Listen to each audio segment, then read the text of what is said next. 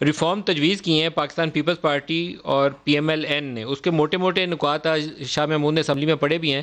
ایک تو وہ کہتے ہیں کہ احتساب کا آغاز 16 نومبر 99 سے ہو، یہ ذرا موٹی موٹی دکھا بھی دیں جی نکات۔ 16 نومبر 99 سے انہوں نے کہا آغاز ہو، تحقیقات کے دوران منقولہ یا غیر منقولہ جائیداد ضبط نہ کی جائے، احتساب عدالت متاثرہ شخص کو نوٹس بھیجے یا سنے بغیر کوئی آرڈر جاری نہ کرے، پبلک آفس ہولڈر کی نااہلی کی سزا 10 کی بجائے 5 سال کی جائے، جو ان کی نااہلی ہے اس کو 5 سال تک کر دیا جائے۔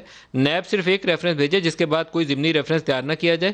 نیب کو کسی نامعلوم شکایت پر کارروائی کا اختیار نہ ہو۔ نیب 1 ارب سے کم کرپشن کے الزام پر کارروائی نہ کرے۔ نیب کو بھی تحقیقات 6 ماہ کے اندر مکمل کرے۔ نیب کوئی بھی تحقیقات 6 ماہ کے اندر مکمل کرے۔ ملزم کو الزام کے بارے میں مکمل آگاہی فراہم کی جائے اور اسے دفاع کا حق دیا جائے۔ اس کے علاوہ چیئرمین نیب کے آفس کی جو ٹرم ہے اس کے اوپر بھی تجویز ہے۔ اس کے علاوہ وہ فیصلے جو کیبنٹ کے اندر، ایکنک کے اندر یا اس طرح ای سی سی اجلاس کے اندر کیے جاتے ہیں اس کو بھی نیب کے پرویو سے نکالنے کی تجویز موجود ہے۔